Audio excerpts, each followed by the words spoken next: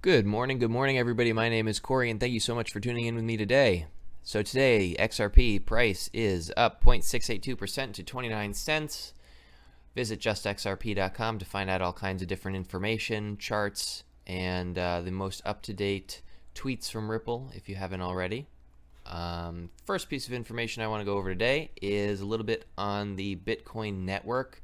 In a prior video, I went over who really controls the Bitcoin network and where all of that power is actually centralized around. And I did say that China operates 70% or more of the network at the time, and now we've got Hasty Toro at Hasty Toro putting in some pictures showing that China operates about 80% of the network, and Bitmain is the main manufacturer. So Blockstream Ventures are the Chinese investors that invest in cryptocurrency mining, and you can see that Tencent Holdings is one of their investors. Now Tencent Holdings is the second largest company in China, period. And you can see here, this is the chart showing the mining pools around the world, and 1, 2, 3, 4, 5 of these are owned by China. And you can see that it is in fact controlling 80% of the Bitcoin network. So that's kind of scary, seeing that you only require 51% of the network to implement a hack or a new piece of code. This picture is actually from 2015, but the reason that this is such a great picture is it says right here. He pulled this picture from earlier. On stage right now, people representing approximately 90% of the Bitcoin hashing power. So 90% of the people in this room are executives and CEOs of the investors into Blockstream and the Chinese Bitcoin mining companies. And so all of the CEOs of that company are actually in this room. Here's one of the CEOs. This is the CEO of Tencent Holdings, Ma Huateng. He's actually net worth of $36.7 billion. I just want to show you a picture of him here and then go back, and he's actually sitting right there in the room. So all these guys sitting together in a room if in China. So if the Chinese government wanted to grab all these guys, man, they could do it right there. They could have done it right there. So there you go. 7 people controlling 80% of all the Bitcoin in the world. Scary. Anyway, Ripple in the news. Ripple pushing to launch XRP in trillion-dollar derivatives market, unveils new Xpring investment. And so this is a Xpring investment of $5 million for a company called Vega Protocol. And Vega Protocol is going to bring derivatives to the decentralized crypto market. So Vega is a protocol for creating and trading derivatives on a fully decentralized network, and it does say even right in the beginning, Vega has raised more than $5 million in private seed round led by Pantera Capital and supported by Xpring at Ripple. So big things coming. We know that the derivatives market is absolutely massive, and that's just another piece in the puzzle that we're laying down foundation in order to bring value to the XRP ecosystem. So big things are happening there. So happy XRP at Justin Zigo tweeted out that XRP and Ripple quantum financial system should be a gold-pegged currency. Save the world, save the global financial system. Central banks issuing stunning warning: if the entire system collapses, gold will be needed to start over. Zero Hedge. So anyway, here's the article at zerohedge.com, and according to the IMF's latest data, the DNB, which is the Dutch National Bank, so we have a good reference to the acronym here. DNB holds 615 tons, that's 15,000 bars of gold, mainly in Amsterdam. And they are quoted as saying, gold is the trust anchor of the financial system. If the world's system collapses, the gold stock provides the collateral to start over. Gold gives confidence in the power of the central bank's balance sheets. On October 7th, the bank announced it would soon be moving a large part of its gold reserves to the new DNB Cash Center at military premises in Zeist. So it looks like the banks, especially the Dutch National Bank is preparing to move its gold to a more secure area since it's expecting a financial downturn.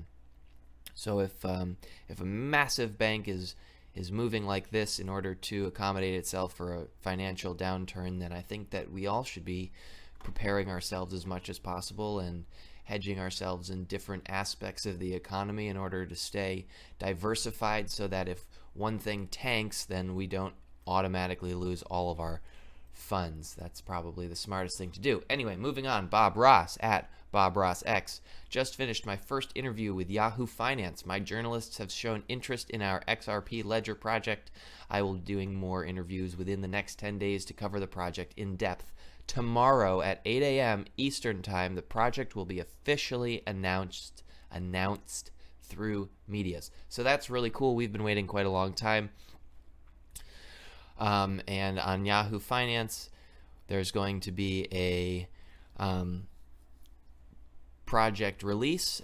So Bob Ross, if you don't know, Bob Ross is the CEO at CoinField. CoinField a couple days ago released the information that they were going to come out with a major application or anything. Who knows what it is? They only gave us the logo of the backwards S, and we'll see what that brings out. But it is supposed to bring out mass adoption into the XRP ecosystem. So tomorrow at 8 a.m. covering on Yahoo Finance. Let's see what happens. Should be cool. Can't wait. Love to see what the XRP community is doing. As a member of the XRP community, this has been one of my most proudest and honored moments yet. At Ripple Panda XRP, congratulations. This is really cool. I'm like super excited to see things like this, but this is from Ripple directly. Ripple messaged Panda, "Hi Panda, as a member of the XRP community, you've likely heard that Ripple is hosting its annual event, Swell, November 7th and 8th. This year, we're thrilled to be inviting a select group of our most active XRP community members to get all access to Swell, and we'd like you to be a part of it." And I think that is absolutely fantastic. I love that Ripple is reaching out to the community and really helping to say thank you for all of the work that you've been doing to spread the news and get people on board. And this is a really great token of appreciation from Ripple. So awesome. Thanks, Ripple, for helping the community out. And some little government things going on in the XRP community, and this is not really directly XRP related, but since XRP is a cryptocurrency and this is a crypto world map of regulation, let's take a look at what's going on. So what it shows here is the darker the area, the tighter the regulations are around cryptocurrency. You can see right now that Canada, Bolivia, Mexico, China, and India, and it looks like Lithuania has some pretty strict crypto regulations. Most of these countries are, they're not sure how to regulate crypto exchanges yet. They're really not sure how to regulate initial coin offerings yet. However, it says, do we have upcoming legislation? Yes. Do we have upcoming legislation? Yes. Do we have upcoming legislation? Yes. All the countries around the world have upcoming legislations. There's going to be clear regulation coming to the crypto market from the world. And once this happens, then a lot of companies are really going to be able to jump on board. And that's really when I think that we're going to start seeing this major run-up, these major announcements, and the official mass adoption of the crypto industry. With this, the SEC, the Securities Exchange Commission, and the CFTC and FinCen got together to put together a joint statement kind of going over what digital assets are to them. And I'm not going to read this entire thing, but I did pull it right off of sec.gov/news/public statement, blah, blah, blah. Go into the Securities Exchange Commission. You can look it up. It is the facts and circumstances underlying an asset, activity, or service, including its economic reality and use, whether intended or organically developed or repurposed, that determines the general categorization of an asset, the specific regulatory treatment of the asset involving the asset, and whether the persons involved are financial institutions or purposes of the BSA, which is the Banking Secrecy Act. It's basically saying, like, no, it's not under the same basket, and all currencies that are being created have their own kind of way of being a crypto. They all kind of share their own purpose, but the fact is that they're generally categorized as an asset, and because of that, they have to follow certain regulations and guidelines. And for that matter, this is just one of the statements that is beginning to come out as far as regulations are coming out in terms of clarity. So it's good. I'm not going to continue reading the entire thing. I'd love it if you guys took the time to read this yourself. And so that's it.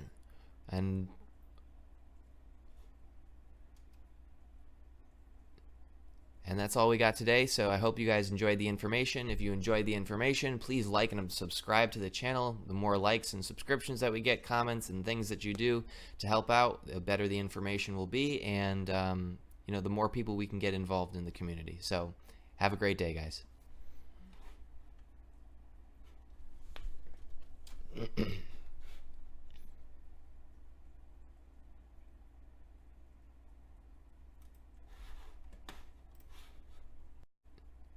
And that's all we got today. So I hope you guys enjoyed the information. If you enjoyed the information, please like and subscribe to the channel. The more likes and subscriptions that we get, comments and things that you do to help out, the better the information will be, and you know, the more people we can get involved in the community. So have a great day, guys.